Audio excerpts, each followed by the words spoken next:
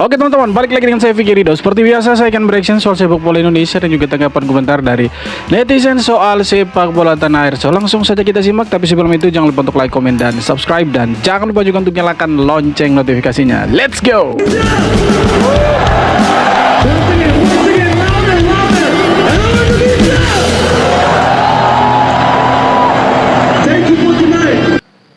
Kalau saya merasa rugi tidak dapat pelatih Sintayong.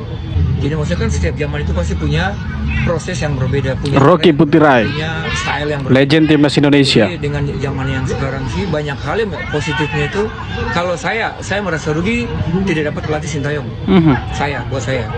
Kalau artinya yang generasi sekarang harusnya bersyukur mereka dapat pelatih yang dengan detail ukur semua kemampuan itu diperbaiki. Kayak contoh sekarang kita punya striker diperbaiki. Harusnya berpikir positif. Oh, kekurangan kita di sini diperbaiki itu. Nah, kayak begini nih yang keren teman-teman. Jadi banyak yang dukung STY, tapi ada sisi yang harus kita kritik juga. Terlebih ketika kita kalah melawan Cina yang seharusnya kita dapat poin waktu lawan Cina. Ya mungkin kita ada sedikit menganggap remeh Cina waktu itu dari pelatih atau pemain, mungkin ada sedikit menganggap remeh Cina. Tapi semoga itu dijadikan pembelajaran dan ya akibat kekalahan dari Cina kan yang seharusnya kita dapat 3 poin di kandangnya Cina, itu kan dia dievaluasi. Saya pikir dievaluasi oleh Pak Erick Thohir. Saya pikir itu sesuatu yang bagus sekali. Kenapa saya bilang seperti itu? Karena waktu lawan Cina, pemain-pemain yang seharusnya menunggu di bench atau menjadi cadangan itu diturunkan oleh STY, dan ya kalau boleh dikatakan dia coba-coba pemain lah. Dia menurunkan pemain dengan harapan mereka ini perform. Tapi ya kita bisa lihat mereka underperform dan ya penempatan pemain itu tidak ya sesuai dengan yang terakhir mereka lawan Bahrain. Karena kalau kita lihat pemain-pemain yang terakhir lawan Bahrain di babak kedua itu pemain-pemain yang benar-benar mau kerja keras yang luar biasa, dan kita lihat hasilnya. Kita itu sebenarnya menang, cuma kan kemenangan kita dirampok di Bahrain.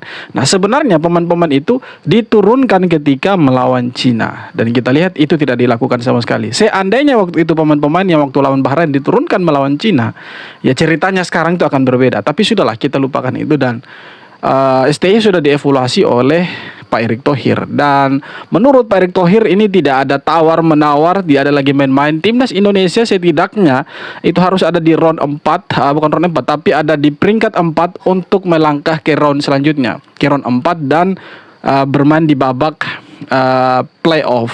Nanti kan itu dibagi per grupnya, kemudian nanti akan lawan dari negara-negara lain lagi teman-teman. Jadi memang berat, tetapi mau tidak mau, suka tidak suka, STY harus bisa memanfaatkan sisa 6 pertandingan. Dan Pak Erick Thohir dengan tegas mengatakan ini tidak ada tawar-menawar, dan saya sih bisa mengambil kesimpulan kalau seandainya dari 6 sisa pertandingan kalau tidak dimanfaatkan secara baik oleh STY, bisa saja dia dipecat ya, diputus kontraknya oleh PSSI. Karena ini kita berbicara soal bagaimana mengejar target ya. Oke lah, selama ini dia punya prestasi yang bagus membawa timnas Indonesia sejauh ini. Tapi kalau seandainya di sisa 6 pertandingan tidak dimanfaatkan dengan baik, ya why not? STY digantikan begitu. Tapi kita kasih kesempatan dulu. Bukan berarti STY tidak bagus. Nah, kita baru kalah sekali dan sisanya itu imbang. Saya pikir ya itu harus diperhatikan juga, harus dilihat juga.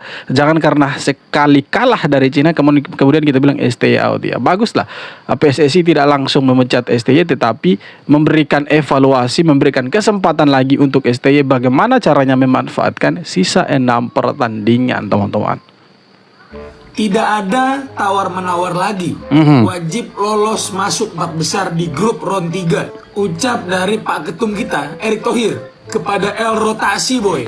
Suatu ultimatum yang dilakukan untuk mempertegas target dari PSSI, yaitu adalah minimal lolos ke round 4. Hal ini pun langsung direspon positif oleh Sintayong. El nggak mau ganti Asnawi ini berkata bahwa kami sudah raih 3 poin sejauh ini. Kami masih memiliki beberapa pertandingan, jadi kami dengan mudah bisa menempati posisi ketiga atau keempat. Gokil, nambah lagi nih. El optimis. Pertanyaannya, apakah mungkin kita lolos ke round 4? Mengingat di FIFA Matchday bulan depan, 2 lawan kita berkali-kali gue ingetin, ini bukan lawan sembarangan boy. Iya, betul. Sebagai Raja Asia, Raksasa Asia, Raja terakhir. calculated loss. Lu tanya semua penonton timnas yang waras, Bung Toel nggak diajak. Kalau misal ditanya apakah kita bisa menang atau mencuri poin lawan Jepang, gue yakin orang yang nonton secara objektif bukan subjektif pasti yakin kalau kita nggak akan dapat poin lawan Jepang. Dan untuk Saudi, dari gue pribadi, dengan kembalinya pelatih yang cocok dengan Saudi, gue pribadi nggak optimis kita bisa dapat poin lawan Saudi. Tapi kalau misalnya rotasi itu optimis boy, nggak ada salahnya kita dukung. Betul. U23 PSSI targetin cuma lolos grup, tapi Sintayong bilang kita bisa 4 besar. Nggak ada satupun orang yang percaya di saat itu. Dan terbukti boy. Gue pribadi sangat pengen timnas kita lolos ke round selanjutnya atau bahkan lolos ke Piala Dunia langsung. Tapi kalau misalnya mau jujur ya, dengan 6 pertandingan tersisa, kita harus berharap dengan negara lain untuk buang poin boy, menurut gue. Tapi tetap nggak ada yang nggak mungkin, oke? Good luck El Rota. Posisinya sekarang Indonesia dari posisi 5 dan hanya terpaut 2 poin dari peringkat kedua. Ya peringkat 1 jangan dihitung lah. Kita oke lah boleh mengejar posisi 2 walaupun berat.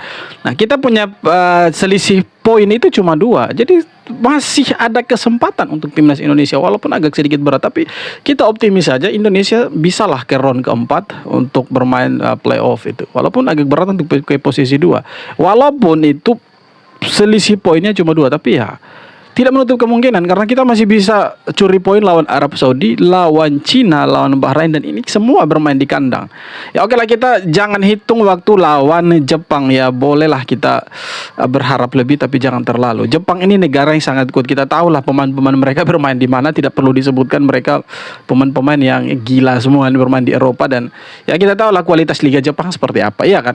Dan lawan Jepang ya pasti kita kalah kalau kita hitung-hitungan di atas kertas secara materi pemain, kualitas, taktikal segala macam di atas kertas kita kalah.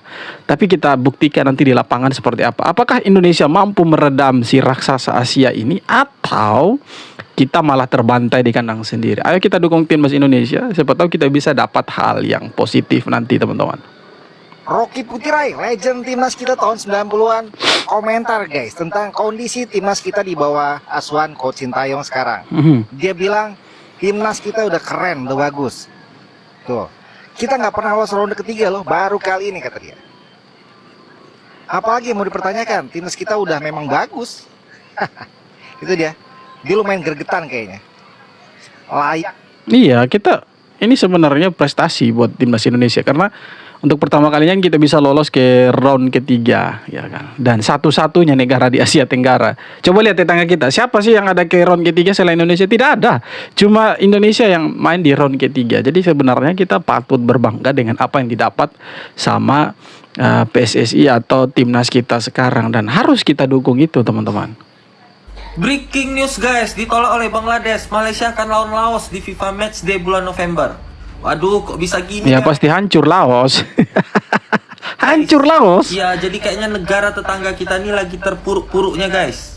Karena untuk kategori negara Asia Tenggara, timnas Malaysia itu termasuk yang paling buruk.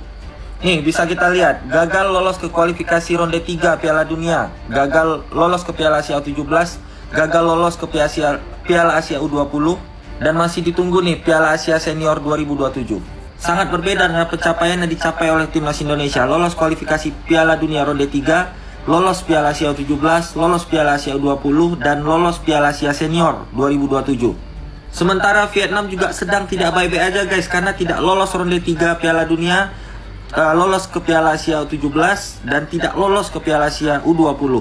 Dan masih menunggu nih nasibnya di Piala Asia Senior 2027. Sedangkan Thailand yang masih mendingan guys, dia itu masih lolos ke Piala Asia U17, lolos ke Piala Asia U20, dan masih menunggu nih nasibnya di Piala Asia Senior 2027. Jadi kira-kira apa nih yang menyebabkan timnas Bangladesh menolak ajakan pertandingan yang dilayangkan oleh timnas Malaysia? Itu kabarnya pelatih U17-nya Malaysia itu kan orang Bangladesh dan itu langsung dipecat ketika U17 Malaysia itu tidak lolos ke putaran final. Nah, itu dipecat. Bisa jadi itu penyebabnya Bangladesh juga tolak Malaysia, atau mungkin ada hal yang lain. Yang tahu silakan komen ya.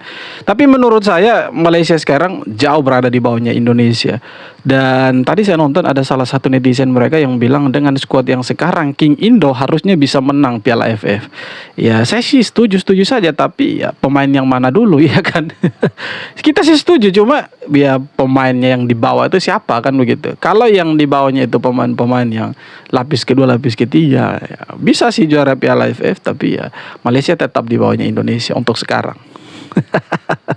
Breaking news guys, ada info terbaru nih di Galandia. Emil Audero akankah bergabung timnas Indonesia? Why not? Ya kan, bagus dia. Emil Audero akankah bergabung ke timnas Indonesia untuk memperkuat timnas Indonesia pada lanjutan kualifikasi Piala Dunia ronde ketiga zona Asia?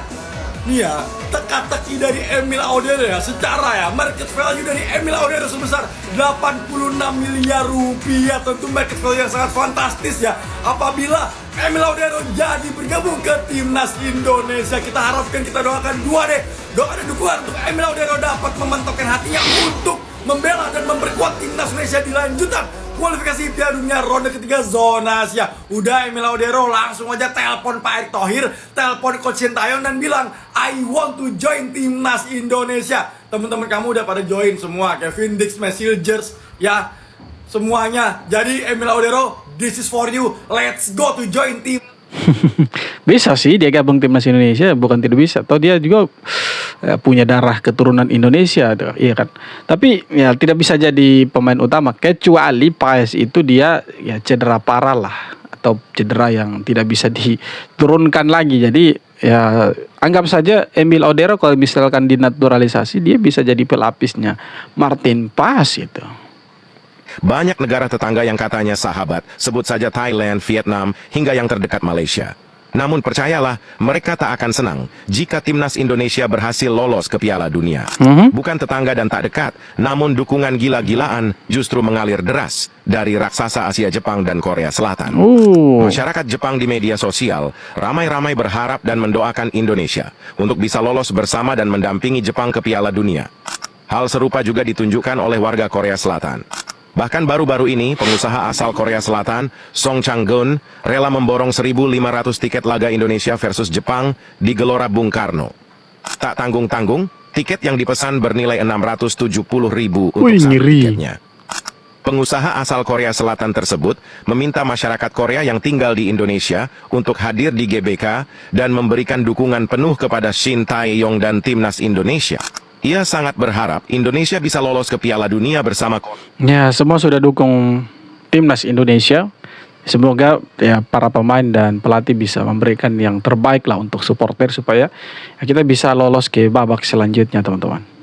Akhirnya Marcelino Ferdinand debut bersama Oxford United. Tapi Oxford United U21 ya guys ya, bukan tim seniornya. Marcelino Ferdinand memulai pertandingan dari starting line up ya, bukan sebagai cadangan tapi sebagai starting line up dan menggunakan nomor punggung 10. Marcelino Ferdinand bermain hingga menit ke-62 ya, dan bahkan Marcelino kayaknya mencatatkan assist deh kalau kita lihat dari tweetnya Oxford United Academy. Nih, Lewis Griffiths give us very early lead after some good work from Marcelino. Jadi kemungkinan kayaknya Marcelino catatkan assist deh di laga ini. Nah, tentunya memulai dari U21 di liga sekelas ya Liga Inggris ya, meskipun Championship divisi kedua, tapi it's very good dan menurut gua ini adalah kemajuan yang pesat. Tentu sangat bagus lah main di U21 juga. Jangan kalian semata-mata meskipun Marcelino main di U21 dibilang kurang, harusnya senior. Enggak. Liga Inggris ini lebih lebih kompetitif lah dibanding liga-liga lainnya. Oke, so congrats Marcelino Ferdinand buat debutnya bersama Oxford United Under-20. Ini dia liga yang ya kelas atas lah. Dia kayaknya nomor 1 di dunia kan Liga Inggris ini. Jadi untuk bersaing ke tim senior tuh saya pikir agak susah. Jadi tidak masalah kalau dia bermain di tim U21. Jadi itu ya langkah awalnya dia untuk ya, mencapai mimpinya supaya bisa bermain tim senior. Ya bukan tidak bisa dia bermain tim senior, tapi kita lihat kompetitifnya divisi Championship ini kan luar biasa, apalagi lawan-lawannya itu gila semua. Dan mereka misalnya kalau menang kan pasti akan ke Premier League ya, kasta teratasnya Liga Inggris. Ya semoga lah Marcelino bisa main di sana, dan kalau dia sudah debut di U21-nya Oxford United ya awal yang bagus untuk Marcelino. Semoga dia bisa berkembang di sana. Oke teman-teman, jadi itu dia beberapa video tanggapan komentar dari netizen soal sepak bola kita. Jadi seperti apa tanggapan kalian? Silahkan tulis di kolom komentar, dan terima kasih banyak sudah nonton video ini sampai akhir. Sekali lagi jangan lupa untuk like, komen, dan subscribe, dan kita jumpa lagi di video-video berikutnya. Hormat.